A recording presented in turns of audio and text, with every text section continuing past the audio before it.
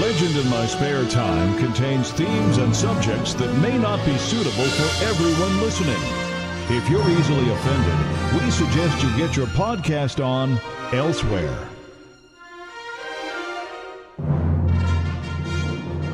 Legend in my spare time, motherfucker. 1, 2, 3, 4, 5, 6, 7, 8, 9. 1, 2,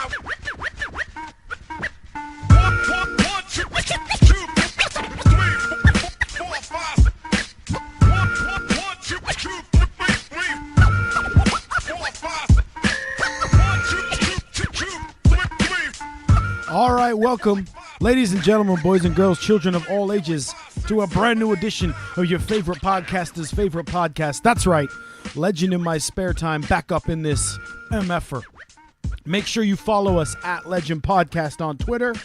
Make sure you use that hashtag LIMST. And while we're on the housekeeping, the business side of things, make sure you check us out Friday, August the 31st, when this very podcast, Legend in My Spare Time, presents me, your boy, MattLees versus Cancer, a night of music in aid of the Valindra Cancer Center. Every penny we raise on the night goes directly to that charity, very close to my heart. So please help us out if you can. We want you to come and enjoy the music. But look, even if you're not local and you can't make the show and you want to help out, just like a few gracious people already have done, and by the way, thank you so much to those of you who have donated already by going to justgiving.co.uk/fundraising/MattLees Music. Thank you so much. Every penny helps the Valindra Cancer Center. It's Friday, August the 31st, 7 p.m. at the Pontypool Workingmen's Club.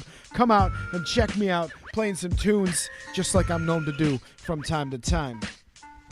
Now, this week's episode is more on our musicians talking music thing, because I sat down with a good friend, a former bandmate, well, as we talk about in the actual episode, a continuing bandmate, 3D Glasses for Life. That's right, I sat down on Skype anyway and chatted with PChan, who, PChan, was the guitar player in my very first ever band, and the band that is still going today, because as we decided, if we're both still alive, then the band is still alive too. That's right. So back in high school, I mean, we estimate easily 15, 20 years since I've, played gigs with this guy and talked with this guy, but we were the best of buddies. It was great to catch up with him. Hear about what he's doing now. He's playing in a brand new group called Eden Warsaw.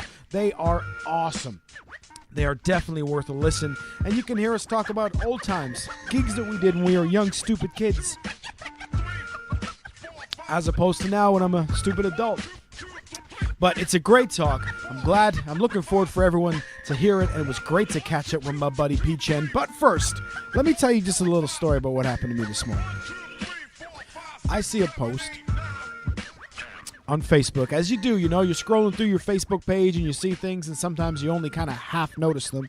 You don't fully pay attention, if you know what I mean. So in this situation, I see the scroll, and the article starts with, "Police are looking to speak with these men." And I'm scrolling through, and my subconscious thinks, hey, that looks like me. And then I look closer, and I'm like, hey, that looks like the store by my house. Hey, wait, that is me. So I don't think we've shared this story on the podcast yet, but a few weeks ago, my lovely wife Rachel and I, before going to work, we stopped at this Tesco store to get some cash out, to take out some cash. There's a cash point there. We're there often. It's very close to our home. Anyway, we pull up, and from the corner, to my right, from behind a fence, comes a dude in all black, a hoodie with a red mask on his face, and starts walking towards the Tesco.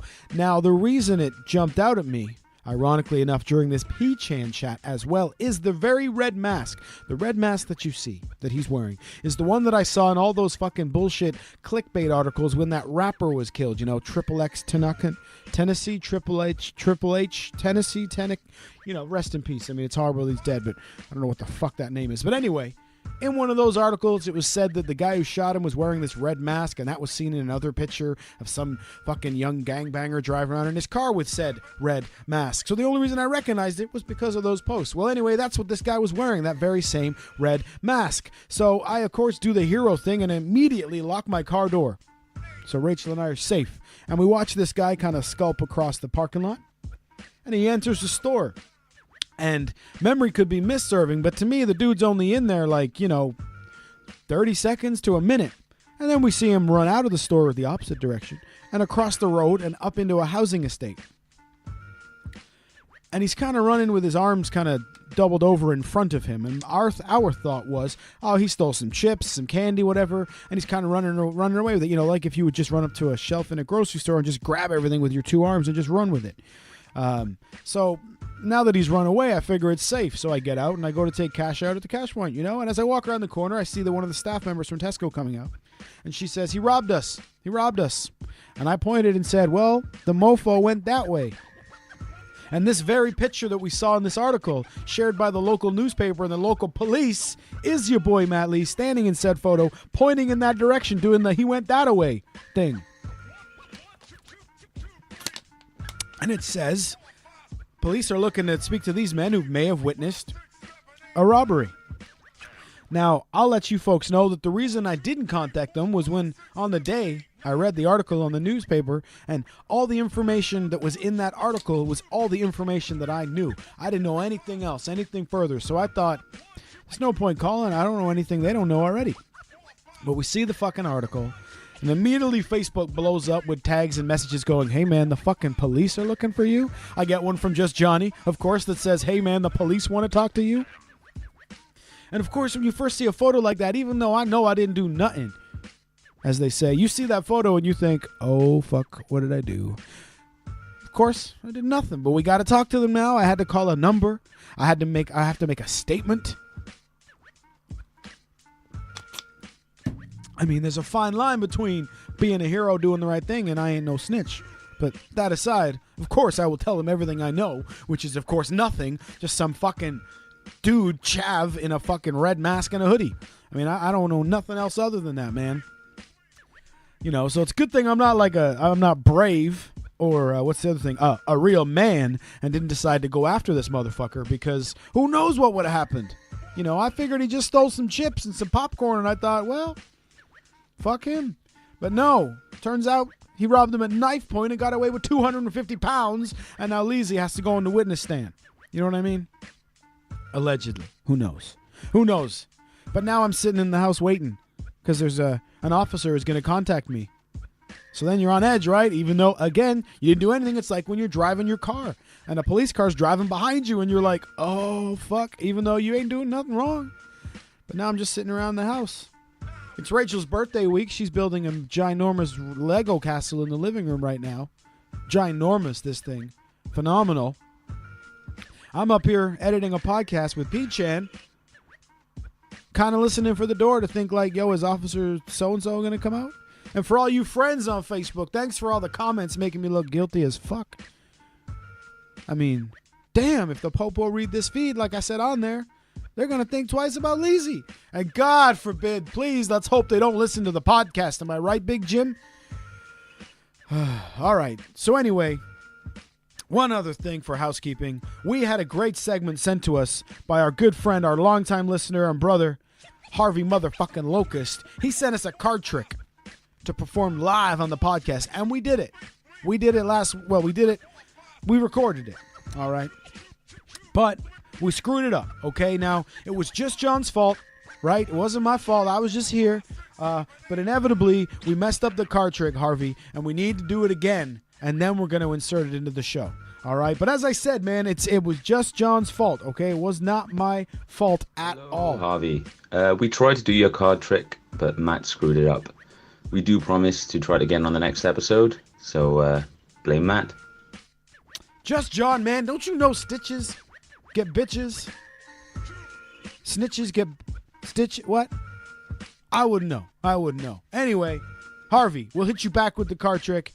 We promise. Now, next week on this very podcast, we did a crossover just like they do in the comic books and shit. We crossed over with our friends over at Dinner and a Podcast. Steve, in fact, came and joined us via the magic of Skype from his work, by the way. So he's hiding out in his work, hiding from his boss, podcasting with us. The Skype connection was horrendous, but we had a really good time, really good laugh, and that's going to be our next release. That's me, Just Johnny, and Steve from Dinner and a Podcast. That's coming at you next week, too, so we're going to hit you 2 weeks in a row.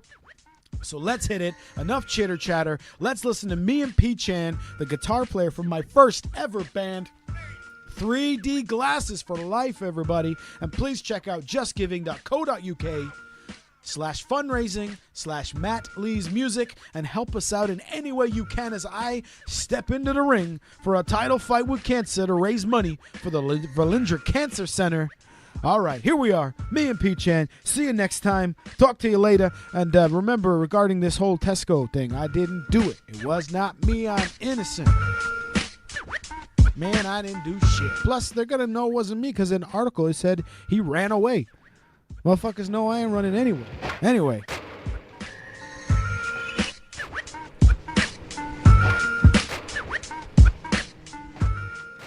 If I die before I wake, at least in heaven I can skate. 'Cause right now on earth I can't do jack without the man upon my back. Now heaven would be a DJ spinning dub all night long, and heaven would be just kicking back with Good to see you, man. Yeah, man, it's good to see you too, dude. Like, I'm pretty stoked for all this stuff. Me too. But it's legit being how long? Like, am I wrong saying 10 years? Yeah, it's way too long. Way too long. It's fucking been a long time, man. It's good to see you, though. And you're living well. Yeah, It looks like you're living well on Facebook, so that's good to see. Even though we're not connected, we are connected, if you know what I mean. So, Yeah. Hold on, I'm gonna go and get like a pair of headphones because Okay. so I can hear better. okay, man. Now when most people think of heaven, they see those pearly gates. But I looked a little closer, and there's a sign that says do not skate. So if you wanna come to my heaven, So for listeners listening right now, I literally just video connected with PChan, who I legit have not spoken to in easily 10 years, we think. He was in the first band I was ever in. And we're going to sit down and talk about all that. And he's got a New Japan Pro Wrestling t-shirt on, so it's all beautiful so far. Like, were you into wrestling in high school too? Yeah, dude, you weren't even into wrestling back in that day. No, listen, man, it's worse than that, PChan. I was into wrestling, but I never told anybody. I didn't really talk about it because I thought it was one of those things people would be like, you fucking watch wrestling? But now looking back, I'm like, dude. it's one other thing we could have shared. I know, dude. Okay, so like me and my dad, that was like one of the common things we shared was like our love of wrestling. And back in the day, the Attitude Era was like Yeah. was booming, right? Like Yeah. that was when WWE was actually booking, solid matches and not like whatever we're seeing now. Yeah, whatever the fuck that shit is now, exactly. I keep trying to tell myself it's not intended for me, but it's also that it's really terrible. Yeah, I mean, I think the lack of competition, hopefully the whole rise of the indies is like gonna give them some kind of competition. Yeah. But like really like, man, did you see Raw with Bailey and Sasha with that doctor? Like what the hell? The doctor, Dr. Colby? Yeah, Dr. Colby. He was the doctor for Daniel Bryan and Kane, right? Yeah. Now, they called them Team Hell No, but me and my friends vetoed that and called them Team Friendship. When they had those classes, those were funny. That was a funny thing, but the Bailey-Sasha thing, I'll be honest, I don't watch anymore. I listen to podcasts of dudes who sat through Raw, and when they say things like, this part was cool, I'll watch that on YouTube, because I don't have any more time in my life to sit through Monday Night Raw. I can't. It's like an abusive relationship. If you keep going back, it's your own fault. So I'm not sitting through it anymore. No more. I feel you. The only time like I actually like I do like skim through it every so often, but most of the time, unless there's like on Twitter or something or on social media, everyone says this match you need to watch. That's when I'll go back and watch it, but it hasn't happened in quite a while. So a long time. And the thing now is spoilers. So if something gets spoiled for me, then I don't get that moment of that mark out moment, as you say. So then it's not as exciting anymore. The last one, which I think, and we've gotten sidetracked on wrestling right away. We will talk music too, I promise. But I don't know where the fuck I was going with that. But anyway, no, it's gone. What was I gonna? wrestling. That's all right. Back then, Jesus. Well, anyway. And I know you don't edit this show, so At all. this is just which I think is amazing. Look, And I was just saying like, sorry, no, I wasn't just saying, but I was just gonna tell you, it's like I'm kind of behind on episodes because like I've just been pretty busy, as you know, like yeah. Running a company kind of takes a lot of your time, but I just realized like you were editing some kind of Halloween episode on your iPad, like. What? Yeah. Do you not have a computer anymore? Like, what's the deal? Listen, man, because anyway. It's I have a shitty laptop made by HP that's in my wife's favorite color of purple, and video on this thing does not happen at all. However, I find iMovie fairly easy to use. I mean, generic and basic, but really easy to use. But the only device, quote unquote, that I have is an iPad. 16 gig iPad, let me tell you as well. So I'm on a 16 gig iPad trying to edit a 30-minute HD video. And going into it, I was like, that's probably going to be really hard. Coming out of it, I'm like, that's fucking impossible. It doesn't happen. So I got to the point where I was making segments, mixing them down to a smaller file, moving everything else into the cloud, then adding that file to the next group, and then oh my goodness. Like the modern day equivalent of taping one cassette to another and switching them back and taping them again. That's capable. And you know what's crazy about that is like that happened to fail for you, and Rachel talked you into continuing working with it. So I thought that was like really awesome. No, and I'm glad you continued it. Because I genuinely threw a man's drop, like arms crossed. I was like, I'm not fucking doing this. Fuck this episode. I don't even care. Tapping my toes, and Rachel's the one going, come on, man. And I'm like, no, I don't care. No one's gonna watch it anyway. Fuck the iPad and I don't want to even do the podcast anymore. And then, of course, she talks about it. Oh, man. But it was a lot of work. And by the way, say hi to Rachel for me, I will. I also legitimately haven't seen or said hi, whatever, in way longer than that. Yeah, I don't Go ahead. No, I was just saying, I think the last time I legitimately saw you in person was you ran a show at the Circus Room, and I don't know if you remember this. You ran a show at the Circus Room. Right. You booked my old band called Asher, and you booked Mandipal as well, who played a 1-hour acoustic set with 3 covers, by the way. Right. And we didn't end up actually going on to like nearly 1 a.m, which is the worst. But right. By the way, I love Mandipal. Anyways, that was the last time I think I saw you. Right. Was that show? Yeah, I remember all the Circus Room shows, but they're all kind of one for me, if you know what I mean. It's all part of one patchy memory that, like, it seems like everybody was at one gig I did, but they're kind of all the gigs I did over those few years. But I do remember the name, and I do remember our boy Mandipal going on for a long fucking time. Yeah, and I was just like, bro, you're playing an acoustic set with three cover songs. I think your set's too long. Yeah. But yeah, we actually, like, hilarious. We did try to switch with them because our set was only like 30 minutes long, and he was like, "No, man," and then I gotta like bounce like right afterwards, and then like, fuck. Man, do I not miss those days of gigs? Like, because so many gigs back then were like that, and so many times I wanted to just George Costanza and be like, "No, fuck you. My set is now 9:00. Get your shit off the stage because I want to fucking play and go back home." But you can't really be that way because then you're not getting along with the fucking, the scene anymore. Fuck. But yeah, let's for the people listening, let's jump back to the beginning. We met in fucking high school. PChan here has known both myself and my wife for fucking ages, like more than 10, right? I mean, I was class of 2000, so I graduated before you, and that was in 2000. That's 8 years ago. So fuck, it must, maybe going on 20 years roughly for, so we meet when I'm running the radio station in high school, and our boy Terry comes in, is also there, who came second place in fucking Top Chef Canada, was it, or Master Chef Top Chef Canada? It was Top Chef Canada. What's up with our boy T? Yeah, man, we were watching that, being like, that's crazy. Our boy.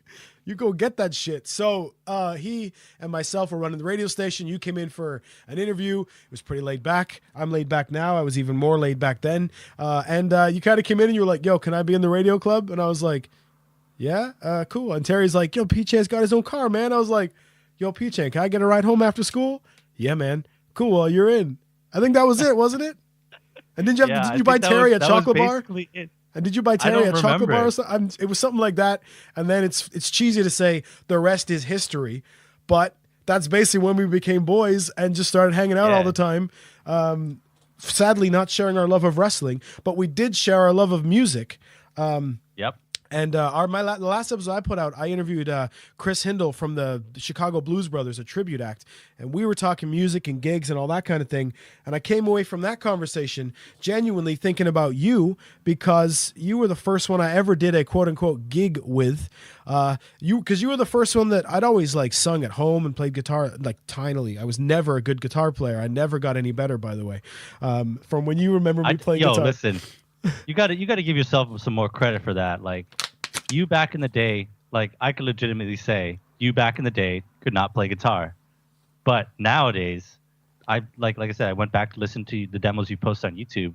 Dude, you can play guitar. You're good. I'm all right. Give yourself a little bit more credit, man. All right. It's funnier to be hard on myself though, isn't it? But what I meant was like I'd never really played in front of anyone other than like my parents, and they're supposed to say, yeah, that's good.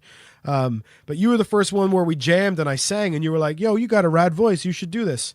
We should play somewhere. And I never thought I never had the balls or whatever to do that. But then we did it with covers. I don't know if you remember. I remember the exact set. I remember them.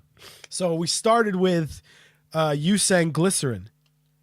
Yes, I did. And then we busted into fucking Edwin McCain, I'll Be, which let's leave humility aside. We fucking rocked that place with that song. Oh yeah. Like people were that place.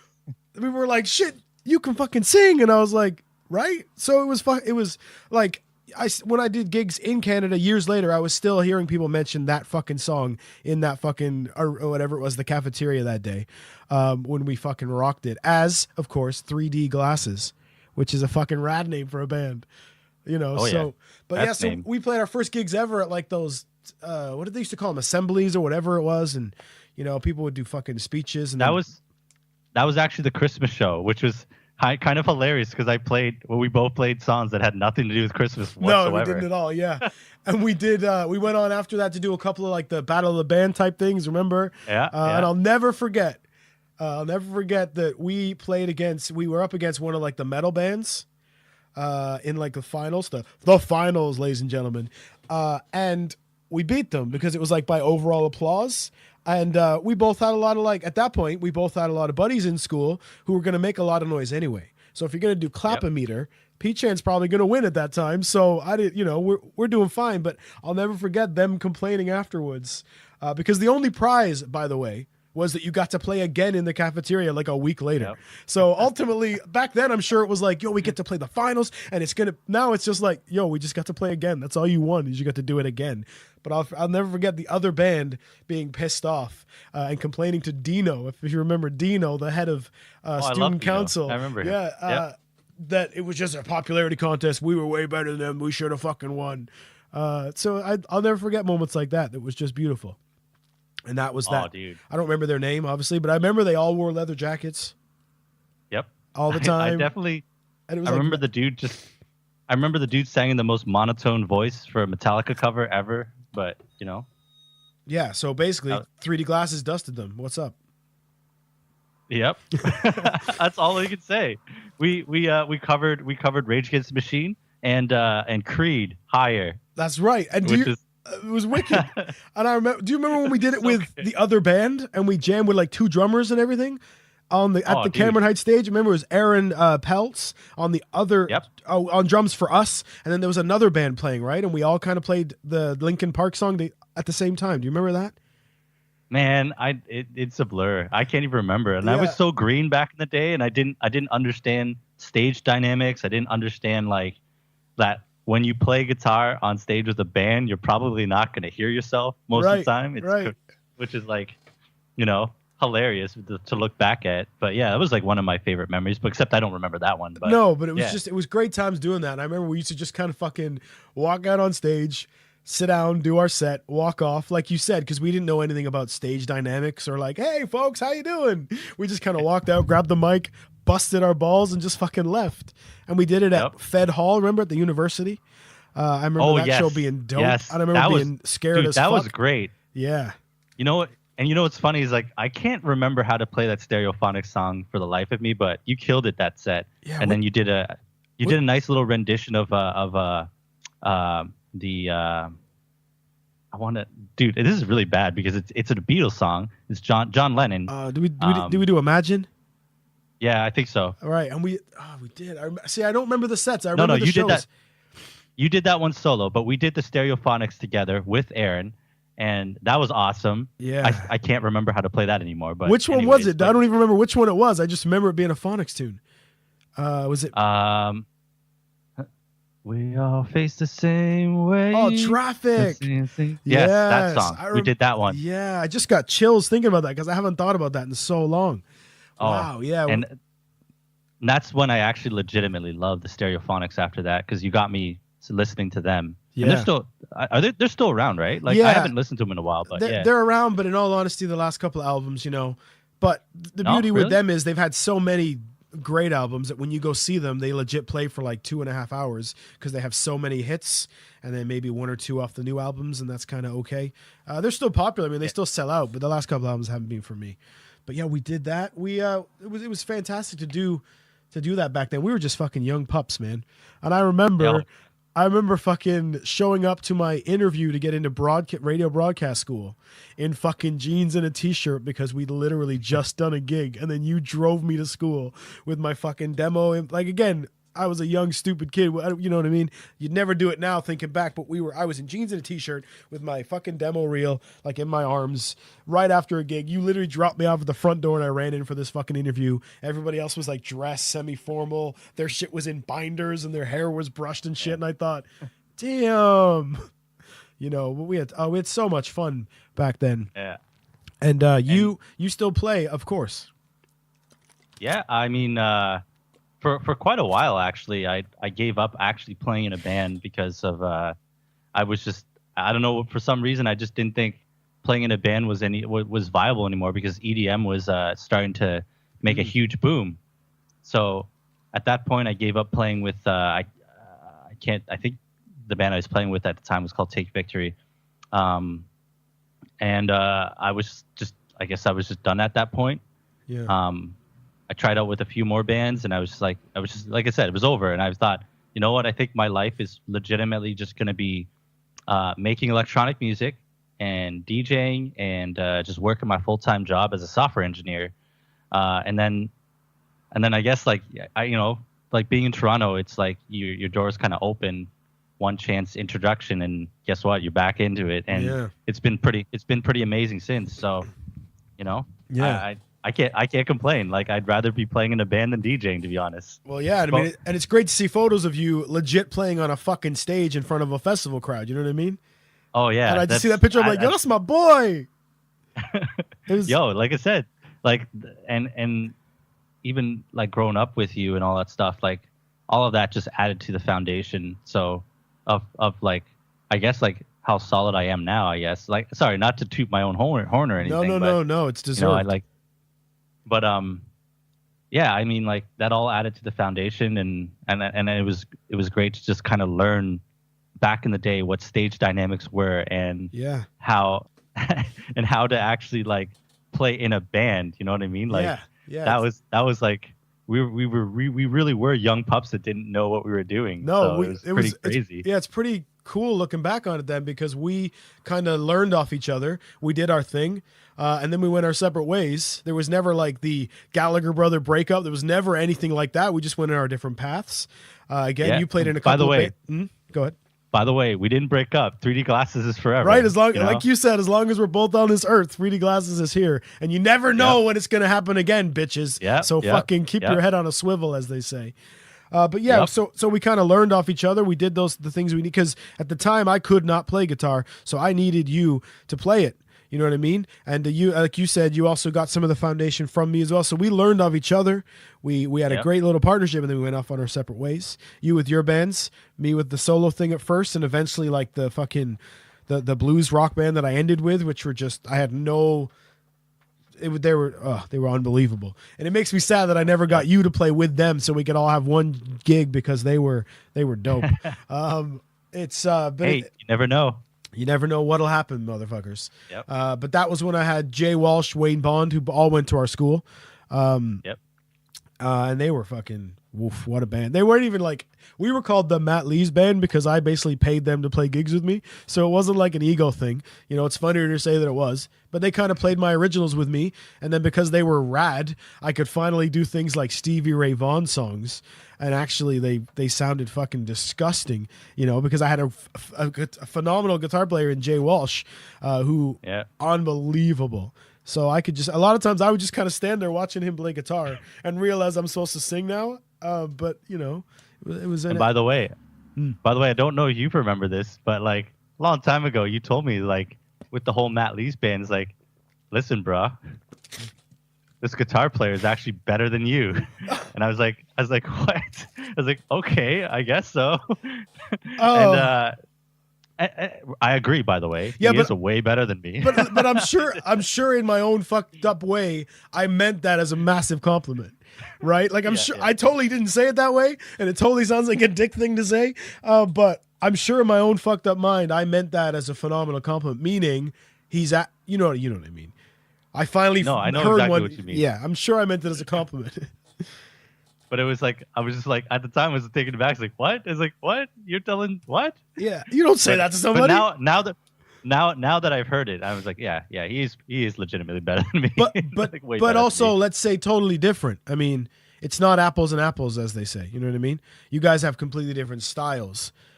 You know, in that way. When you used to play that ripping blues and fucking, good lord, you know, some of that shit that I used to hear Jay play. It's like I said in the one thing last week, speaking of the circus room, we played Johnny Be Good once, and he stopped playing in the middle of solo, and I turned around, and it was because he was in a fight with somebody on the stage.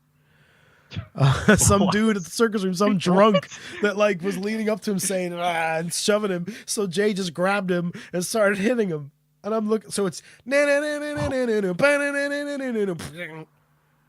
I kind of turn around, and there he is, just kind of shoving this guy off him. Circus room, ladies and gentlemen. I wish I would have been there for that one. That sounded pretty awesome. Yeah. We had some good times, my friend. We had some good nights. Oh, good lord. It's that fucking, it's so crazy, man, that we used to just drive around in your fucking car, play monster fucking gigs to sometimes a lot of people, a lot of times next to no people, but we fucking enjoyed ourselves. We fucking played with our balls out, as it were. And the rest of the time we just kind of like went to arcades. And like I used to watch you skate because I wasn't a skater, but I'd hang out with you while you and your buddies skated. Do you remember if I say the name Crazy Steve to you? Was it Crazy Steve? No, it's Crazy D. Crazy D. He worked in a shoe store and he broke his arm, and he just kind of stood up and was like, "Yo, I think I need to go to the hospital." Yeah, I remember that. He didn't actually skate too much after that, or at all. Actually, I guess that was like the last time I saw him was returning his skates back to the shoe store, and he was in like he had like his arm all done up, and that was like one of the last few times I seen him. So he didn't really skate anymore after that. But yeah, I mean, you know, another crazy thing is like I learned a lot of my production chops with you, which is like, because I don't even know what we used back in high school in the radio station, but that program was shit. So like I give you props for even using that. Yeah. But like you were like big on Acid and like, which I guess people still use Acid, right? Like Sony owns that. He means the software, not the drug. The software Acid. We used to use Acid. We used to use was it Fruity Loops? Fruity Loops is still around and it's still viable. And like, you know, Afrojack, Martin Garrix uses it. So and we used to use Cool Edit Pro. Cool Edit, yes. Which later became Adobe Audition. Yep. And that's pretty dope program still. Dude, if you look at my screen, if you can make it out. Oh yeah, I see it. I'm still using it right now to record this podcast. Yeah, dude, what is with your huge monitors? What the heck? Well, what are you doing? You a DJ on the side too? No, I'm just a fucking egomaniac who likes to sit here and look at pretty screens and pretend that one day I'm going to do something with this shit. But no, it's I kind of just built it as a home studio. This is basically the rig I use when I go and do gigs too. So I just set it up in this room, and then when I go out and play, I set all this shit up too. But yeah, I still use the same software that we used back then. That was all Mr. King. He was the one because I was frightened of him. I wanted to impress him so he wouldn't yell at me. So I worked really hard to get good at the software. That's basically exactly how it went. So I see. He was a great man, but he was an intimidating man back then. I only had him in like for math and stuff. Yeah. But yeah, I mean, like I said, I joined radio club before, or like after his run, and you guys are running it. So. Oh yeah, because he had left. Right? He Yeah. had left. The teacher who ran the radio station left. They didn't really replace him, so they kind of just let me and Terry run it, which is fucking ludicrous. Because they were like, well, you're here all the time anyway. Why don't you guys just handle this? Some days that place was a fucking zoo. Like, we had no business running that place by ourselves. No business. You remember when the dudes pushed each other through the wall wrestling by the door and they crushed in all the drywall? Were you there for that? Maybe that I was when not there for that. I think that was when King was still there. Allegedly, if anyone from the school board's listening. But yeah, it was a great time. So for anyone who doesn't realize and didn't have one at their school, we legit had an FM radio station in our high school, and me and our buddy Terry had the only set of keys for that motherfucker, and we just had our own radio station. And because PChan here had his own car, we could stay and do as long as we wanted in this station. And that's basically, as you said, where we got our chops, where we learned our chops. You learned your DJ chops and the production chops and et cetera, all that kind of thing. And I learned how to be a cheesy radio guy. Oh man, which was great because I ended up working in tons of radio stations after that. Yeah, your Dave FM days are pretty hilarious though. I think I did remember distinctly hearing about you driving that NASCAR and then hosting for like a week, which was like I always thought that was like hilarious because like I think I remember like I specifically listened to Dave in the morning. Like we weren't really talking back in the day, but I was listening and I was like, yo, Matt seems kind of off. He's like, he's not really talking like he usually does. It's like, what? It's like, this isn't the Matt I know. It's like, what the heck? I know. So like, I bricked you it. legitimately. I mean, I also heard. I don't really know, but like, I also heard you won just because of some kind of weird thing. You passed the, or they were disqualified, and anyways, like, I'm not really sure what the whole deal was, but you ended up being able to host the show, like I guess the morning. Yeah. So night. there was a NASCAR race, but there's supposed to be all the local radio stations. Nobody turned up except me, Matt the intern, and the host of the morning show. So there's only two potential racers in that sense. So he gets on the mic in front of a crowd of 400 and says, hey, everybody, say hi to Matt the intern. And everyone's like, and he's like, tell you what, why don't I race this guy? And if you beat me, you can host the morning show for a week. And I was like, I'm thinking, fuck yeah, but I'm also thinking I'm not going to beat him because I'm too scared to drive this car like I need to win this thing. Like, this thing's going to crash. Like, because they get you in there. They strap you into the thing. The car's in neutral. Yeah. And he says, hit the pedal a few times. And as I hit it, the car's like moving like a fucking dog on a leash. And I'm like, nope, no way. I have an earpiece in. There's a guy talking to me. And I'm like, nope. They do the 3-2-1 thing. Now there's a pace car in front of us. So for anyone who doesn't know, you follow the pace car for one lap, then the race starts. So we start chugging along, and the host of the morning show goes, gone, takes over the pace car and just gone. And I'm like, oh shit. And then the guy in my ear says, yo, you just won, motherfucker. So I'm not just to be cool, but I'm too scared to drive this thing anyway. So I'm fucking ice cubing this thing with my wrist, just like taking my time. There's a dude running beside me, waving at me. That's how slow I'm going. Dude, brutal. I know, it's brutal. I look back now and I'm like, you should open that puppy up. But so then, I get to host the morning show. And fuck, there's no other way to say it other than I dropped the ball, man. I was I was ready for that moment. That was the shot. I was ready, like fucking Eminem says. I was fucking ready for it. I don't know. I don't remember any specifics back then. The long and the short is, I guess I got nervous. I guess I just got crumpled up, and then that was it, man. It was it. Dude, it's not like a blame thing or I wasn't that close with the other guy in the morning show. And I know that's professionally, that's your job. But if they would have said, yo, you and fucking pick a friend and you and him can do the morning show, then we would have crushed it. Right. But I had to adjust to the style. I had to adjust to his style. It was fucking like 5 a.m. I had to be at work, so there was a lot of other factors that sound like excuses, and technically they are. But yeah, that's all that happened. I had that shot to do it for it didn't even last a week. Did you know that? I don't even think it lasted the whole week. I think they took me Really? off. I think I got to like the Wednesday or the Thursday, and they said, "All right, that's enough." Oh, damn. That was at 107.5 Dave FM. Oh man, that's pretty crazy. I mean, Yeah. driving like by the way, I can understand that because the torque on those cars are going to be pretty ridiculous. So I was frightened. Yeah, so I could imagine, but like, man, you just lived one of my dreams right there. I wish I could have been in that driver's seat. But Right, yeah, that's man. sick. We should have still been hanging out, fucking listening to Heaven and a Half Pipe. Heaven has a half pipe. Oh, dude. And then you would have been there, and I'd be like, "Yo, my boy PChan will drive this thing, but I'm too scared."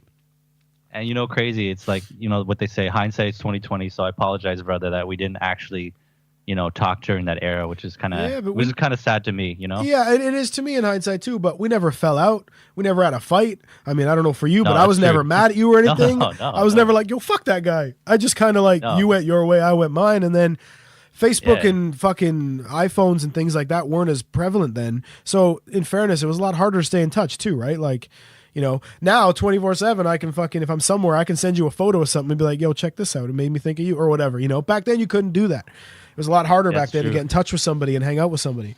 Yeah. But yeah, I mean- it's a shame, man. Yeah, and years later, you're living in Wales. That's right. That's right. Your home. I guess technically it is your Yeah, home country. That's where right? I was. For real? I was born like 20 miles from where I'm sitting right now. Yeah, I mean, So I think that's pretty dope. I actually did play in Cardiff at a club when I was still a DJ, and I was signed to this small UK label. I can't remember what they're called now, but I can't remember what the club is called now. Fuck, what was it? You know what? It doesn't matter. I played in Cardiff. It was pretty cool, and then I think I was in Edinburgh like the night afterwards. right. But anyways, regardless of all that, it's pretty cool that you're living there, and so that just means I need to come visit you. Yeah, You gotta anytime. show me around. Anytime, man. Yeah, I got it. And what we'll do is we'll find an open mic night, an open stage. Yes. We'll sign up. Yes. We'll just fucking walk up, fucking balls out, and we'll fucking leave like we used to do. So Exactly. and by the way, that trend started with you of the leaving when our set was done kind of thing, and I never really lost that. But I seem to remember it came from me and you originally, just being like, "I'm out." Because even when we would do bigger gigs, I'd always end up like just disappearing and being like, "Yeah, I'm gonna just hit the bathroom. I'll be right back." And then I fucking Peace. go home. And now you look back and I regret it because like so many cool times I would have had hanging out with the buddies and the bands that I no longer live anywhere near. But Yeah. at the time I was like, "Yo, I'm going home. Fuck this."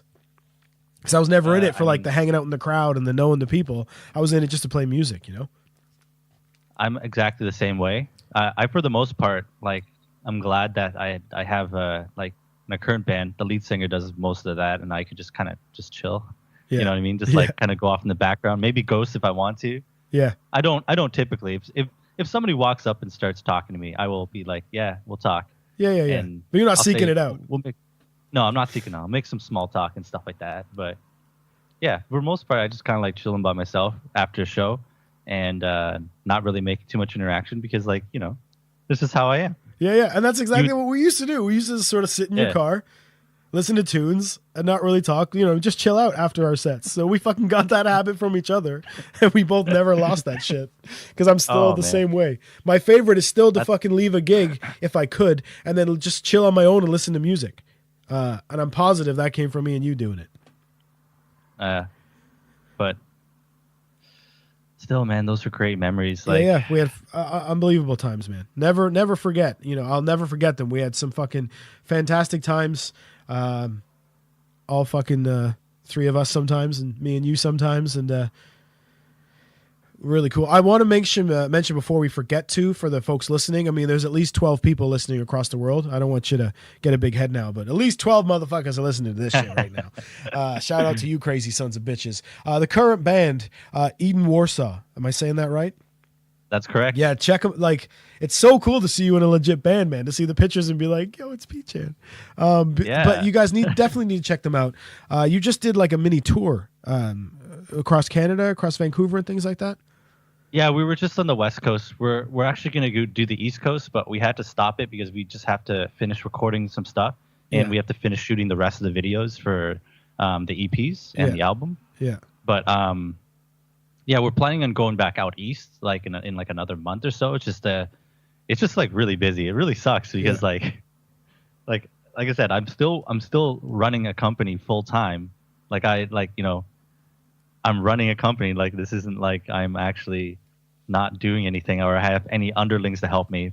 Like Right. I'm doing this and doing the band. So it's like some days I kind of wish I'd never never done this, but it is what it is. Yeah. I shouldn't actually be complaining because it's actually pretty awesome. That doing this is going to help me, kind of do the band stuff as well. Yeah. But yeah. Is that Yeah, still in other than software? Is that still in software? You run your own business? You don't have to say if you don't want to, but Yeah. I'm still a software developer, but I work as like a contractor now, so I'm technically a consultant. So that's cool. So you can kind of do it from home and stuff. Yeah, I for the most part don't have to go on site. Right now, I don't have to go on site. So most of my on sites will have to be flying to the U.S. again. But yeah, which is why I also I have the day off because it's July 4th. That's right. Happy 4th of July to our USA listeners. Yeah. That's dope. I mean, it's got to be cool though to be in the back of a bus, fucking driving across the country. I assume that's how you did it. The back of a truck, just as a band, just chilling. The pictures on the stage that was Toronto. Yeah, is that right? Yes, that was Yonge and Dundas Square, which is the center of the like city center basically. Yeah. It's basically where like all the tourism traffic happens and yeah, that show was awesome and was pretty unexpected because it was like we just got back home and it was just like, hey, you guys are playing, and I'm like, cool. When are we playing? 1:30 in the afternoon. Yeah. I'm like, what? That sounds like the worst slot ever. Yeah. That's from those 3D glasses days. We're like 1:30. Yeah, and I was just thinking, like, okay, all right, fine. Like, it is what it is. Like, if people show up, awesome. If one person shows up, awesome. Yeah. That's gonna be awesome. They're gonna get an amazing show. Yeah. But as we were sound checking, we started gathering a crowd for a sound check, and that's when I kind of started shitting my pants. Like, oh shit, like this isn't actually a terrible slot at all. Yeah. So we start sound checking, and then we I guess the crowd actually just started waiting for us to come back on to do our full set. And yeah, it was awesome and like so surreal. Like, it's one of those things I wanted to knock off my bucket list, but I didn't think I'd be doing it in that manner. So yeah, it's pretty awesome. It was legit, man. You folks can definitely search them out in all your Google machines and your YouTubes and all that stuff because it's dope. I showed somebody at work the video, and they were like, "Oh, yo, that's like a legit video." I was like, "Yeah." What did you think I was going to show you? Like my buddy made a music video? Like I told you he's in a fucking legit band. You know what I mean? So it's cool to see, man. And let's just hope that you could do it, and not have to do any day stuff. You know what I mean? I guess that's the dream. I hope so. I mean, like, I think ideally in an ideal world, I'd be able to hire someone to run this company full time, and I can go off and do whatever the heck I want. That's the dream, man. Yeah, but just got to keep grinding away because as a lot of people know, the music business is a really serious grind, and it's even harder nowadays because of the oversaturation and artists that you can't pronounce named XXX Tentacion. Sorry, I'm just calling you out on that. I love that tweet, but dude, not only did I not know how to pronounce it, I had no interest in learning how to pronounce it because I was like, I'm sorry he's dead, but what the fuck does that name mean? Yeah. You can't yell that out in a club. Yeah, I would.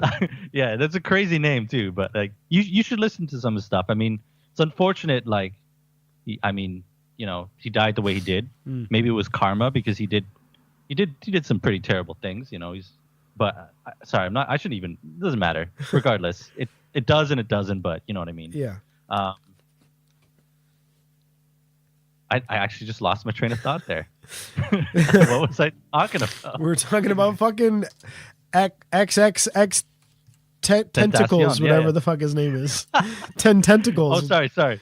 Yeah. So our market is basically saturated with a lot of acts these days, and it's really tough to kind of break through as an artist. Where payola is a kind of a big thing in Spotify world, I guess. What people. Yeah. I mean, there was an artist like there's like I think Alan Cross from The Edge did an article on payola as being alive and well with Spotify. So like, it's really tough because you kind of have to pay your way to get onto those huge Spotify playlists to kind of break through. Yeah. It's tough. And it's like super frustrating because like, why don't you just like let, you know, the like good music just kind of float to the top and the rest of the shit just float to the bottom. But you know. Yeah. But it's not that way at all. And that was the part that really grinded me down. And the part that I couldn't deal with any sort of like, eventually it just became more about the grind than the music. And then I was like, fuck this. It's not, you know, I enjoy playing for an hour, but the rest of it's just not worth all the fucking moaning and groaning and work. And it's the same in the radio business, man. It became very cookie cutter and, you know, it wasn't at all what I expected it to be. So I respect the fuck out of that. You're still able to do that grind, man, because I know it's worth it when you're up there on that stage on fucking Young and Dundas and you're like, yo, it's worth the grind. But when you're not in it, it's harder to, you know, get yourself to jump back into the grind. Because when I first came back here, I signed with an agent like almost immediately. There was a little pub literally tucked up in the side of the mountains here that's been there since like 1800 and something. And my dad said that a bunch of dudes sit around and play guitar on like Mondays. Some old dudes just sit around and sing and play guitar. And I was like, well, I have literally no in here. I don't know any musicians. I don't know the scene at all. You know, back in Canada, if I had broken up with a band or whatever, I could have sort of sought people out and found a new group and kind of fell into a new section. Here, I had no idea. So I was like, well, they play music. There'll be musicians around. That's my only shot right now. So I sat at that pub and there was all these dudes. And of course, I talk funny because they're all, you know, I've been here maybe a week not in a good place because I'm in a good place now. But at the time, you know, my girlfriend at the time had just kind of kicked me out. I left with stuff that would fit in an army duffel bag, and that's all I had to my name. I left all my instruments, like everything behind. That's fine. It was tough at the time, but you learn a lot and you come out of it on top and you realize it was all for the better. But at the time, I'm in a dark place. So I'm sitting in this weird little pub. I can't find any weed in Wales at the time, by the way, so I'm grumpy. It's too bad, you know? It's legal here. I know, man. I know. Now they make it legal. But so I'm sitting in this little pub. There's a bunch of dudes that you can clearly tell play together like every Monday. And they have their like, they all jam together. They've got the rhythm, you know, and I'm sitting there kind of just trying to like include myself. So I start playing along with the guitar and stuff like that. And eventually they start going around the circle like singing. And each dude would like sing a song. And of course, that's so much harder to do than a crowd. To sit in front of like 5 or 6 strangers and just sing a song to them is so fucking terrifying. But I was like, well, fuck it. That's what I got to do. That's what I got to do. So I sang Morning Glory. And I made sure to like give her because I was like, it's time to show my balls, as they say, right? So I fucking sang it. And then a little bit later, I sang something different. And then I busted out an original on my kind of third go around. And the dudes were all really friendly and kind of nodding and that sort of thing. And as I finished up, as I was getting ready to leave, the owner of the pub comes over and asks me if I would like to do anything at the pub. And I said, hey, yeah, how about I host an open mic night? And he was like, perfect. And on that night, I got the first regular gig here in the UK, which was hosting an open mic at this pub. Which in the long run was fucking terrible because it was awful. But it got me sort of playing. And that led to, you know, a guy who knows a girl who gives you an email address that I sent an email to with a link to some YouTube things. Next thing I knew, I had an agent that was booking me around South Wales and all these little pubs and clubs and stuff. Which is dope. Sounds like a dream. I would go and play 2 45-minute sets and they would pay me £150. One dude, That's no actually band. A good amount of money. I was like, yo, if I can do this like 4 times a week, I'm not gonna get a job because like fuck this, right? Like if I can do, that's fine. So I started doing them, and I slowly start to realize that here in the UK, the scene isn't about musicians. It's about like entertainment, meaning most of the gigs in the pubs here are a dude dressed up like Frank Sinatra with a PA system and a karaoke machine singing Frank Sinatra tunes and that kind of style. And people love it. They lap it up. They eat it up.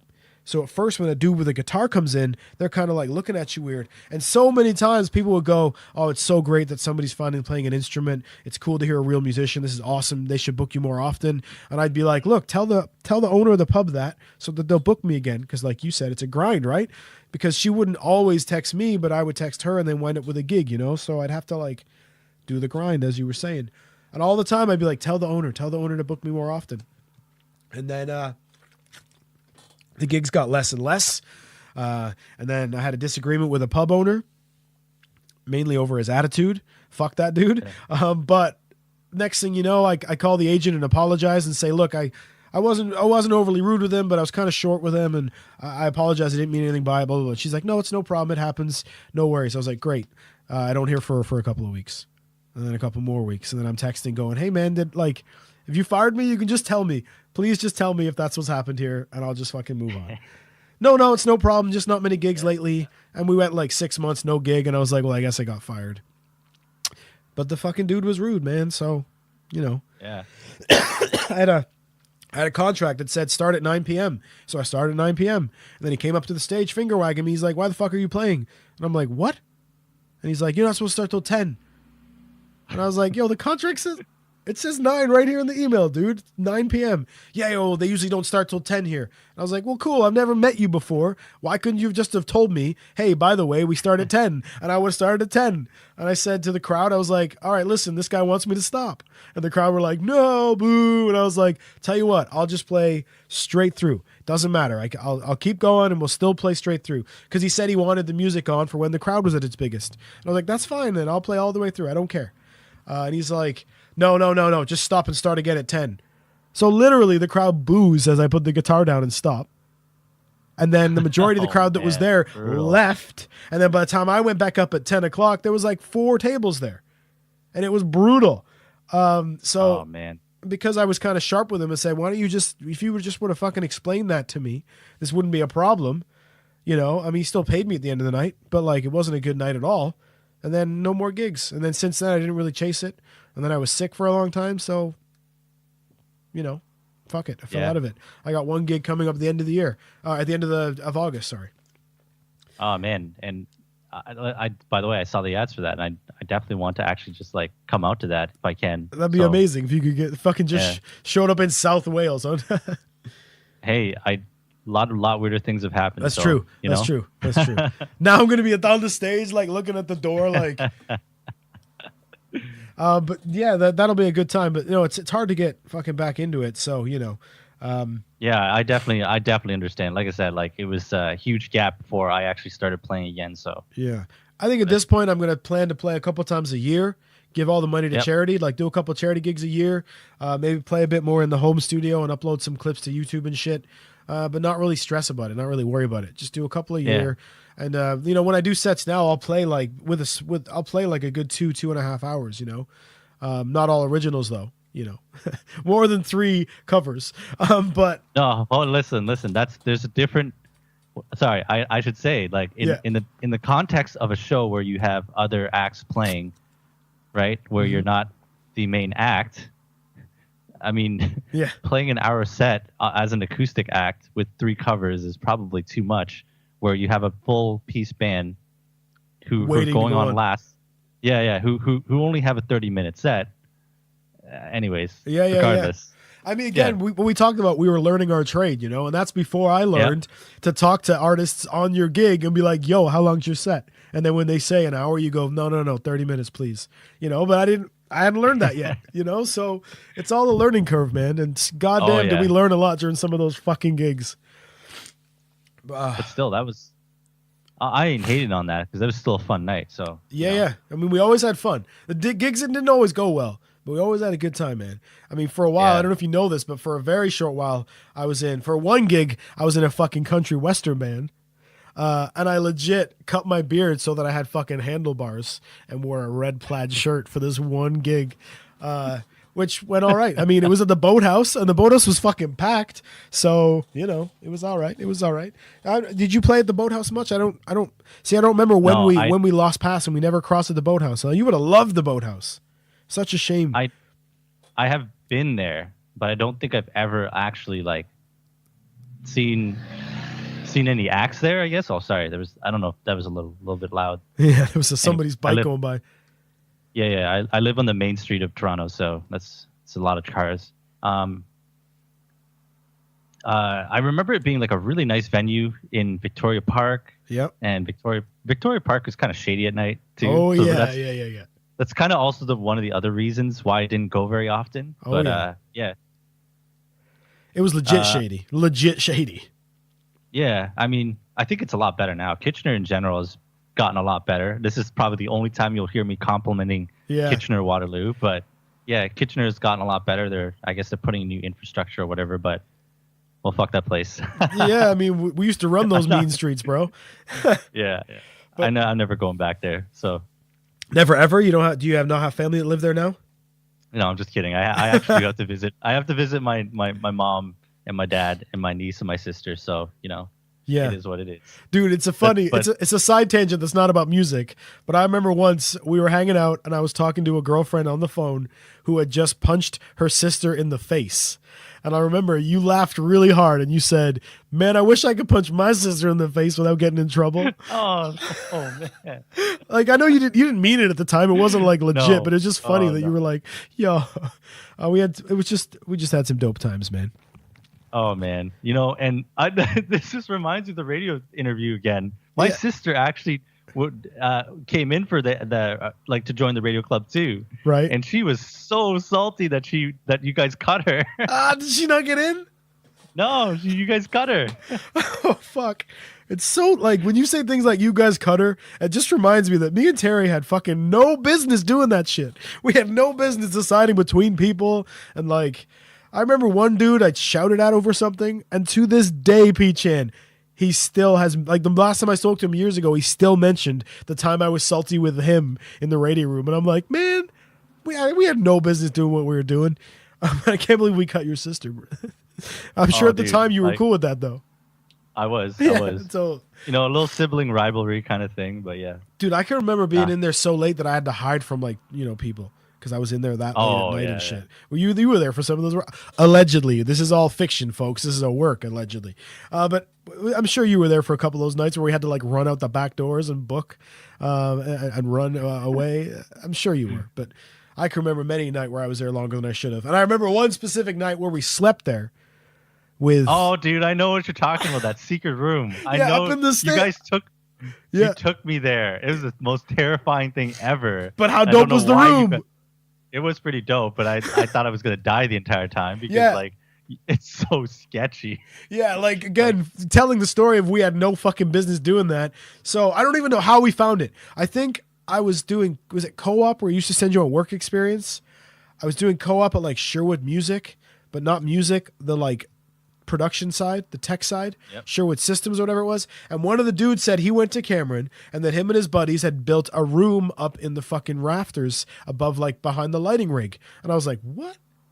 And I just happen to know where the keys were to those doors. So I don't know what statute of limitations is, but myself and somebody else who had no business doing anything took the keys, the principal's keys, okay? We went up to him. We said, we locked our keys in the radio room. Can we use the key to get in the room? Our plan was to go upstairs and open the top thing so we could go to the secret room. He says, yeah, I'm going to a meeting. I'll be like 45 minutes. Just bring these back when you're done. Leave them on my desk. So we immediately ran into downtown Kitchener, into one of the locksmiths and paid a dude to cut the radio keys. So now I had my own set of keys to the radio room and the fucking, like, again, I have no business doing that. That's legit. I could be in so much shit for that. Like, because they could get you with so many things like attempted theft, whatever, right? So I had keys to the upstairs thing and the radio room. So, but the problem is now there's times I'm getting caught in there when there's no way I could have gotten in there, because this is when, what's his name? The one guy took our keys away, like our legit one. He had hidden that set of keys. Yep. And if we wanted them, we had to go and get them from him. So he would have known we didn't have keys. So I remember him busting in some mornings being like, how'd you get in here? And it's like, But yeah, anyway, that key gave us access to the lighting rig. And you had to, again, you said sketchy. You had to go in and, like, climb under the lighting rig, am I right? And, like, jump down to the set of rafters. Like, you had to like lower yourself down onto these 2x4s. And then, like, dude, it was scuttle your way all the way back to the back of the cafeteria, which was curtained off, right? Black curtains. Yes, and the thing is, though, the thing that you had to walk on to get to that room, like, was so narrow that, like, if you fell through the thing, you're dead. Like, you're gonna die. Like, it was wrong. Like, it was ridiculous. I was just like, the entire time I was thinking, it's like, what is, like, why would you guys ever decide to make a secret room where it was like the most dangerous thing to get to. Like it was so insane. Yo, but isn't that the point of a secret room, man? You've seen Goonies. That's the point, right? It needs booby traps and shit. You gotta fucking, you gotta earn it, I guess. I mean, looking back, what the fuck were we doing? But like, we didn't build the room. Man. I might say we pimped the room out, but we didn't build it. Those other guys had built it. Remember there was a fucking couch in there. I don't remember the couch. There was like a green fucking stinky couch in there, like a little chair. I'm actually impressed that they were able to carry that right, across those freaking thing. Like that. Yeah. We used to get pizza. Didn't we used to take pizza up there and fucking sit and eat it? Like, what the fuck are we doing, man? Why don't we just go home? Oh man! But it was great. I wonder if anybody's ever found that thing. Who knows, man? I'm sure we fucking scrawled our name. I guarantee you, it says 3D glasses on that wall somewhere. Guaranteed it does. I don't remember it, but I'm sure it does. I wonder if anyone else has found it. I'd say we should go back and find it, but as two grown men climbing around in a high school, we'll probably get shot. So it's not a good idea, and we probably should get shot. In fairness, like the fuck are you two doing up there? I remember when that room got almost out of hand was when me and my buddy, again, we love just showing people. Again, for a secret room, we sure did show a lot of people. But my buddy at the time had two girls that we took back there to show the room. And again, as an adult, I already know how bad this sounds. Yep. We're seniors. They're grade 9s. We've taken them back to show them the secret room. And in all honesty, we've come right back. We've gone, oh, look at the room. And they're like, yeah, it's kind of weird. So we've left. As we're coming down the steps, we get caught by one of the teachers who now sees us coming out of a darkened room with two grade 9 girls. Doesn't fucking look pretty. It turned out my buddy ended up fucking giving the guy attitude and getting sent to the office. But, it could have gotten a lot worse than it did. So thankfully, we never got in any like legit trouble for anything because we were out of hand sometimes. But I'm sure you were climbing back there going like, what? Are they bringing me back here to murder me? Like, what is this? Oh, dude. I think that maybe I went there up a second time, but I think like I didn't go up there too much because like it just terrified me. Nor should you have, man. Like, do you remember Adam falling from up that one piece? Do you remember him when he fell from the one section? No. Yeah, wait. Actually, no. I do remember this. Yeah. I was like, what? I'll say his name with my mic off, so you'll hear me, but it won't be on the tape. Yeah. Yep. Yeah. Right. So our buddy is we had later once maybe before, or I think it must have been, we didn't have the key anymore, and we had found that Adam had found, let's only say his first name, that if you lifted the roof tiles right at the exit to the cafeteria and stood on a recycling bin, the big tall ones, you could lift yourself up and there were wires hanging down. Motherfucker used to climb up those wires, hop over, walk over and open the door for us. So the one time we're up there and he decides he wants to go down the wire instead of up. Now, again, you and I are adults now, PChan, so we're thinking, that's not going to work, man. Like, you're going to fall. So there he is, and I'll never forget. And Dino was with us, and Dino has an important part of this story. He's fucking lowered himself down and he's like, yo, it's not so bad. I think I can rest my weight on this thing here. And immediately 4 of the roof tiles shatter and he falls to the floor. Yep. So he's only fallen from the roof tiles to the ground, but he landed with his neck crooked like this. And for the first second, he didn't move. And here comes Dino from the student council office who screams, oh my God, he fell from the roof. He's fucking dead. And starts like flapping and running up and down the halls, screaming, by the way, he fell through the roof. So we have to drag Adam away and hide so nobody sees us. And I remember we then stole the roof tiles from outside the pool to replace the roof tiles above the cafeteria. So if you ever noticed the roof tiles gone by the pool, that was us. Because we had to cover for what's-his-fuck falling from the roof. But you're right, it could have been so much worse. Way worse. Like, Jesus. Yeah, I would say he could have really hurt himself, but goddamn was it funny. Yeah, when I look back at all these memories, that now I'm thinking like maybe my high school experience wasn't so bad. Right? I think, but again, I think you and I did a lot within like 2 years. We didn't because I think I graduated and you were behind me. So yep. I think all this happened within 1 or 2 1 or 2 school years. Yep. But yeah, we had a good couple of years. We had a good run, DJing the dances, and you would hang out with us and shit. It was fucking rad. Dude. It was dope. DJing the dances was so good. It was that was awesome. Yeah, we used to have a great time doing that shit. Back when I was like switched on enough to know what songs were popular and what people would enjoy, and like we used to put. I remember we used to help too. We used to pick songs and put dope sets together, and like. And like you were saying about production and shit, I'm sure that's probably where you started, being like, yo, play this song next, and then play this one. And then we'd let you mix, and then we would kind of like all just, when we used to DJ at Fed Hall and lock ourselves in the fucking cage, that was so much fun, man. We had the whole lighting rig, and the dance floor would be fucking packed. Like folks over here listening, literally like when you see in the movies about high school dances, when everybody's just going nuts, and we were the only three up in the booth, because again, antisocial. We don't want to hang out with people. We just want to watch the crowd going nuts as we're pressing buttons. And it was the DMX tune up in here, wasn't it? Oh yeah, That was and we killed the beat. That was a banger. And they'd all just be up in here. That was like, that's an oldie now, but fuck, that was the shit when we used to play it, right? You know what's crazy? That song is still crazy. If you actually like you play in any club here, Toronto. Yeah. Any of the old tunes just make people go crazy. It's pretty awesome. Yeah, I'm sure Hypnotize still closes the room down too. Oh, dude. Yeah. Oh, it's over. It's over. Still good. Yeah, like for our younger listeners who shouldn't be listening anyway, but for me and PChan, we remember a time when that was a new song. I remember PChan, you were the fucking man, and this is gonna sound so crazy now because you had a CD player in your car, bro. Oh yeah, that's true. Like you were one of the first ones. You were like, yo, I got a CD. Like you would never, because you were very humble, but people would be like, yo, there's a fucking CD player in that car, man. What the fuck? He's the man. He lives in Star Trek. Like I couldn't believe that I could burn a CD and be like, yo, come pick me up. I burned a 6 CD, and we drive around listening to music. Yep. Just cruise around listening to tunes, singing to fucking whatever they're called. Heaven is a Half Pipe. Yep, that was a great tune.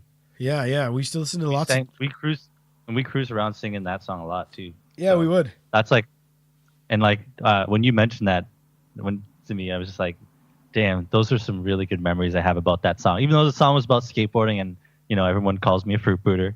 Yeah, and I never skated at all. But there's the two of us driving around singing this fucking tune about skateboarding in a half pipe. But memories are like that, man. Anytime I hear that tune, I'm automatically thinking of you and me and you cruising in that car. So it's fucking what a killer tune. If you folks don't know it, listen to it and picture me and a young PChan cruising his fucking Radmobile. Used to go to arcades and shit. You introduced me to Bubble Tea. Oh, dude, Bubble Tea, going to Zappers. Yeah. That was the shit. Zappers was in the university, right? No, the Cove was in the university. Right, Zappers was downtown, sketchy downtown. Yeah, I remember, yeah. Oh, we thought you're right. Looking back at it, we had some fucking great times. Fucking arcades, music. But the only thing we weren't sharing was wrestling. It's such a shame, man. Dude, I wish you would have mentioned it to me. Like, I don't know why I didn't. I really don't. Yeah, like years later, I think you were a ring announcer for an event at I can't remember. Elements, maybe? It was at Elements. Yeah. I think it was one of those clubs. Yeah. And I was just like, what? Matt's into wrestling? He's like, that's all right. I was like, I don't remember him being into wrestling ever. Now you're like a ring announcer? Right. And Turbo actually went to the show and he told me about it. Yeah. And he was just like, yeah, Matt was the ring announcer. It was awesome. Yeah. He's like, but those wrestlers, like, they kind of talk a lot. Like, you can actually hear them calling their spots. I'm like, oh, really? Yeah. It's one of those things you learn. The more you learn about wrestling, kind of the less you want to learn. But I mean, the way you'll appreciate this because it was from a production standpoint. The way I got involved with those guys was I went to an indie show, and the fucking sound was terrible. The PA system sounded like shit. It was all high end, no low end. And like, not only do you have music playing with no low end and all high end, but then dudes screaming into the mic. And I'm sure you can hear what that sounds like and your ears ring too. Yep. It was awful. So the first show, I didn't say anything. Second show, I went back. It was terrible. And I kind of just, after the thing, I figured out who the booker was. And I was kind of like, hey, I'm Matt. I do a podcast. I was in the crowd tonight. Do you want me to fix that shit for you? And he was like, fix what, bro? And I was like, you want me to fix the sound for you? Because it sounds like shit, right? And he just kind of he told me years later that when he looked at me like, because he was thinking about slapping me. Because he just kind of like, what did you just say to me? Kind of like when I said to you, he's better than you on guitar. And you were like, what? So he's like, oh, does it? I was like, yo, your sound system sounds like balls. Can I fix it? And he was like, yeah, all right. So I kind of went up and adjusted it, and I was like, perfect. Sounds much better. Finish the show. Next time you go to the show, the sound guy didn't show up. And that's where it all started. So I started doing their sound, and I started being their mixer. And then another time, the ring announcer didn't show up. So then I did it like almost like a DJ. I sat at the table with all the things, and I had the bell, and I had a mic just like this one, and I would do the ring announcing from the seat where I'd play all the music and everything too. And that was fun. And I ended up doing lots of shows with them. They were fucking killer guys. I learned so much about wrestling, which is why when people say things like, yo, you watch that fake shit, it used to annoy me, but now it offends me because I have friends that do it, and I've seen what it does. And it's a lot of things, but it's not fake in any way. I always say this is like, you motherfuckers take a front bump or a back bump. That shit hurts. Yeah, exactly. Lot. And then tell me even fake. On that. Yeah, and I will say it's scripted, but man, getting body slammed on that canvas hurts. Like that really hurts. Dude, like, I took a chop. I took a chop. Oh yeah. And it took everything in me to not cry in front of the crowd, man. That's how much it hurt. Man. You know, maybe I'm a sadist, but like I really badly want to take a chop from Minoru Suzuki and just like, please chop me. No, you don't. I want to. I just as a life goal, like I just like, please chop me. I'm telling you, as somebody who took one, you don't want one.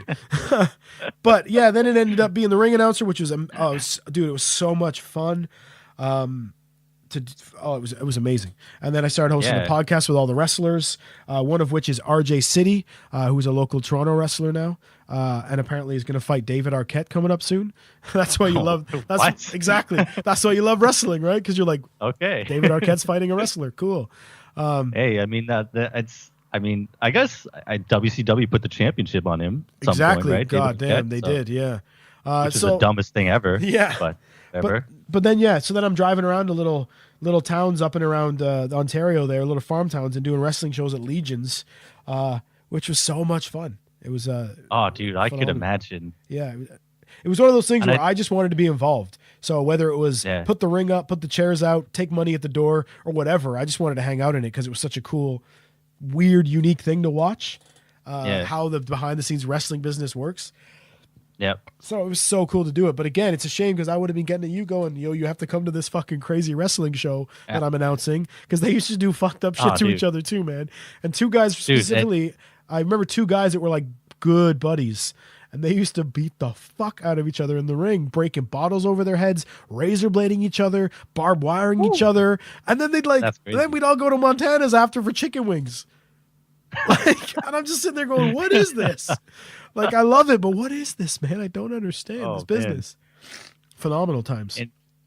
Yeah, you know, it's too bad that we weren't talking during that era. And I guess I kind of fell out of like watching, because I think the Attitude Era was well over after that point. And I just thought it was pretty terrible, and I just stopped watching. I didn't get back into it recently until I discovered that you could watch New Japan. So yeah. Which, there's, it's a completely different product. You know what I mean? Yeah. And New Japan is pro wrestling, and WWE is that other thing that they call it. Yeah. I mean, well, I would say, like, on paper, WWE have really good people. Yeah, like, they should have the best wrestling business in the world. Yeah. Exactly. I'm just like, and it always just shocks me. But, like, I'm sure you've talked about this ad nauseum with your other boys and the other podcasts, but, like if you want, like, it's what you said, if you want to watch wrestling, you watch New Japan, and you will get like amazing matches. Yeah. They do everything very simple. They shoot an angle in one show, and that's all you need to know about the angle, and that's it. It's that's very beautiful. Simple it's very easy to understand. There's no super huge convoluted storylines or anything like that. I mean, there are long-term bookings, like the whole Kenny Omega Okada thing, which, culminated into them getting a 7-star match from Dave Meltzer. Which right. Have you seen that match? Have you seen the match? Kenny Okada. Yes. Kenny Okada 4. No, I don't think I've seen 4 yet. No. Oh. How recently did this one happen? How recently was this one? This was a 7-star match. It happened pretty recently at Dominion on June 9th. All right, no, I've definitely not seen it then. I'll definitely seek it out. Okay. If you need a link, I'll hook you up. You should watch it. It is an incredible match. Yeah, and that's proper wrestling, isn't it? Yeah. And it's so sad to see, like, Nakamura doing like a punch AJ Styles in the balls angle. You're like, what? Just let them wrestle. Don't fuck your story. Just let them. Really? But There's even other stuff. Like I don't even mind that as much as I minded like the double countouts and like what are you doing with the bookings? Like they're both counted out. Like Yeah. they're So both down and out after both nut shots. Like this is the worst booking I've ever Right. seen in my life. Like why? Not to mention they did that. Oh. They did that after 2 count-out finishes. So they thought, fine, no more count-outs. We'll make it a last man standing match. And then they counted both guys out in the ring. It's Dude, and it's I just like had my mind blown. Just like, what is this product? Why is it the way it is? Like this is not the WWE I remember at all. no, like, and sadly, it's irrelevant, right? Because they've signed the biggest TV deal in history. yeah, so- exactly. So it's irrelevant And- how and shitty the product is. It's almost like it now doesn't matter. But Nope. it's unfortunate. Like I like legitimately want it to be good so bad, and like Yeah. I want to mark out. I want to watch wrestling. I want to be excited to not see a spoiler and come home and watch Raw. But it just doesn't happen. yeah, It doesn't happen yeah. anymore. It hasn't happened in a long time. And this is the tangent I forgot about when we first started talking. Holy shit, it just came back to me. I was talking about the last big exciting thing in wrestling. And then I forgot what I was talking about. And that was fucking Sting coming to WWE.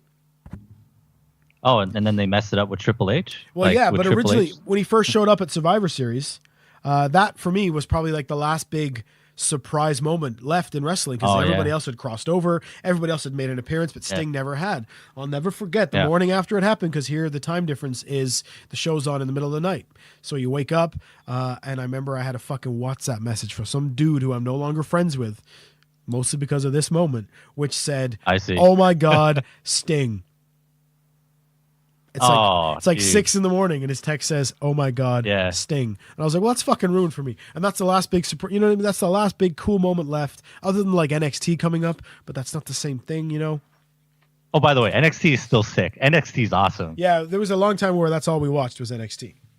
Yeah, that's still a great product. I mean, Triple H runs that, so Exactly. And one day, hopefully, he'll run the Big Show, not the wrestler, but the Big Show. yeah. But yeah, it's great to actually talk wrestling with you too. I mean, like it's I know. This is I how know this we're started. like I know this is like now like has completely took a right turn into a different conversation altogether. So hopefully this isn't running like well over your time or anything. No, I know no, you there- don't edit this. No, that's the beauty of podcasts. There's no editing and there's no time, you know? Man, amazing. So, but most of these shows end up diverging into friggin' wrestling, and they're used to that. You know what I mean? So, that's what Yeah. happens. It's when you have a common But- interest. Yeah, I mean, I would say like there's another promotion called DDT. I don't know if you've ever heard of them. No. But I always have been saying like secretly, I think WWE wants to be DDT. DDT is like the most ridiculous wrestling promotion ever, and they are like pure entertainment. Like if you want to see like hilarious booking, but just like hilarious, like just to be hilarious. By the way, Joey Ryan works the that promotion. If you know Joey Ryan, famous dick wrestler. Yeah, Magic Joey Cock, Ryan. right? Magic Cock. Yeah. Yeah. Anyways, he's one of the wrestlers in that promotion, so that should actually give you an idea of what that promotion's all about. Yeah, Jim But- Cornette fucking hates those guys, I think. Oh yeah. Jim Cornette hates everybody. That's true. He But does. I mean, like, if you ever watch some of those promotion, it is like laugh out loud hilarious, and I recommend that you do it. So Yeah. I'll give you some more links. All right. Yeah? Sounds great. So Sounds good. they do some good parodies. Yeah. Well, if we would have done this show a few months ago, this entire room, all the walls were coated in wrestling figures still in the box. I had them all pinned to the wall and everything. And then I eventually was like, it's too much, man. But look what I do have it within reach. The listeners won't get this, but you will. Oh shit, that's sick. That's right. We got the box of Bootios for you folks who can't see it. Oh man. Yeah. And you can see up above my head. What? Autograph When'd Nasty you get Boys, that? autograph Bret Hart. Yeah, actually, yeah. I was actually gonna make a comment about the Nasty Boys and the Bret Hart thing. That's Where right. did you meet all those guys? Brett did a thing here in Cardiff. no way. A Q&A. And I had one of those legit, as we call them, mark out moments where I was kind of Yep. blubbery, and because he was like, as a kid, that's my hero, man. Like that was I was dude. always my favorite wrestler, always. You have, dude. You know how you have no idea. Like, see, I wish we would have actually talked back in know. the day because, I like, know. Bret Hart, like with Shawn Michaels, Bret Hart, the Iron Man match was like one of the most defining moments of like my childhood. because I watched it with my dad. Right. I think that was Bret Hart and Shawn Michaels. It was. I don't want to. Right, it was. Yeah, Damn and right. holy shit, that was an amazing match. That was crazy. Yeah. It's unbelievable that we never talked about it at the time, that we like hung out together. Yeah, We dude, never discussed crazy. it but I was always a huge Brett fan. We waited so long to meet him, and I had all these figures in the box and things for him to sign for me. And the best part was he was fucking killer. Like, he was so friendly that you're walking away and you're just like, that was amazing. But you're kind of shaky and you're kind of like high off it almost. You know the feeling when you meet somebody like that, and you're like, Yeah, dude. and I said to him, I was like, oh, the rule is only one thing signed, but would you mind signing this other one too? And he's like, hey man, you were nice enough to wait to meet me. I'll sign whatever you want. But the best part was when you go up to meet him, he gets up out of his chair, looks you in the eye, and shakes your hand, and like leads you around to the table rather than just like sitting there like, next paper, sign it, next paper. And I said to him, you know, oh, I grew up watching you. You know, there's no way a wrestling fan can thank you for what you did for us, but like, I grew up watching you, man. It was amazing. Thank you. And he said, which is smooth, right? That's suave. I was like, all right, we handled this okay so far. And then he said, oh, thank you so much. He's like, you don't sound Welsh. And I was like, no, I grew up near Toronto in Canada. And he's like, oh, that's awesome. That's really cool. And then he said something else. He signed all my shit. We took a picture. And then as I walked away, he said, you make sure you carry that flag for Canada for me here in Wales. And that's when I was kind of like started tearing up. And I'm like, I will, Brett. As I'm walking away, like, you know, because your childhood hero's like, you carry that flag for me. I'm like, I got you, Brett. Yeah. I got you, man. But it was cool to meet him. You know, because feel sometimes you. you're scared to meet those people because you're like, if he's not cool, if he's a dick, it's going to fucking, like, I want to meet Ric Flair. And he's always really nice, I've heard, but I would be so devastated if he was like a jerk or something. Oh, dude. Because it would, You know, I did, however, meet, I actually DJ'd an event. It was a charity event. And it was to work with Trish Stratus's yoga company. She was also doing the yoga thing anyways. Right. Ended up being able to meet her. And I definitely marked out. Yeah, with of course, that because, like, by the way, I'm in in her Twitter feed, or sorry, Instagram feed. You can see the picture that was taken at that yoga event on her Instagram feed. Amazing. And it's still there. So Yeah. and I'm still there DJing on it. But yeah, I completely marked out because, like, oh my gosh, like as a high school kid, like, come on, Trish Stratus. Like, yeah. I was like, I had the biggest crush on Trish Stratus, and there she is, nicest person you'll ever meet. Yeah. And she's a super sweetheart, and she got the entire crowd to do my signature wolf howl during her yoga thing. Dude, that was like the mark out moment for me. Like you. Yeah, you get all giddy and you're like, thanks, Trish. Oh, dude. Wiping tears away. You're like, thanks, man. Dude. Yeah. And by the way, this is before I will forget. I want to call out something. Okay. And maybe this is I didn't listen to the entire podcast, but I don't know which one it was. Just Jon puts ketchup on his chicken breast. That's weird as shit. Yeah, right? Thank you. I'm with you. No, he doesn't acknowledge that he's a weird motherfucker. Ketchup on chicken breast is wrong. Yeah, completely. Like you know, I would even give him a pass for, like, you know, doing barbecue sauce or something. But like, well, actually, barbecue sauce would pass. Yeah, but yeah, like, I would. But ketchup, like pure ketchup on chicken breast. You guys have some weird palates over there, Just man. Johnny, and I'm like, listen, man, you need to eat vegetables. Like, you need to, Yeah. and I'm nobody to talk because I eat too much chocolate and candy, and I got a belly. But I eat veggies, I eat salads. You know what I mean? In that sense, I take care of myself. So I was like, you got to eat some fucking salad or some veggies, man. You got to. You need to do, because this dude, and he said it on here, so I'm not outing him. He will go like 4 days without taking a shit. That's not normal, Right? I'm like, dude, that's not normal. And he's like, no, it's fine. That's how I've always been. I'm like, no, it's not normal. That is not normal. okay for you. I'm worried. Just let him know that I am worried about him genuinely. I will tell him you're know. worried for him. That's the tip of the iceberg with that fucking guy. But yeah, so we'll cut it here. Check out PChan and Eden Warsaw coming soon to a place near you. Yeah. You know, and again, from the original MattLees band, the first band I was ever in, 3D Glasses for Life, buddy. It was 3D glasses for life. I'd get you guys to listen to some 3D Glasses, but nothing exists. Because I had one of our gigs on a fucking camcorder cassette, which never got transferred. So we're that old school that tapes of us don't even exist. So you'll just have to take our word for it that 3D Glasses was probably the greatest band in the history of the world. You know. Yep. And I can't agree. nobody say different. So, all right, get the fuck off of my podcast. Any last words, PChan? Not much. Thanks for having me. Anytime. We'll see you again next time.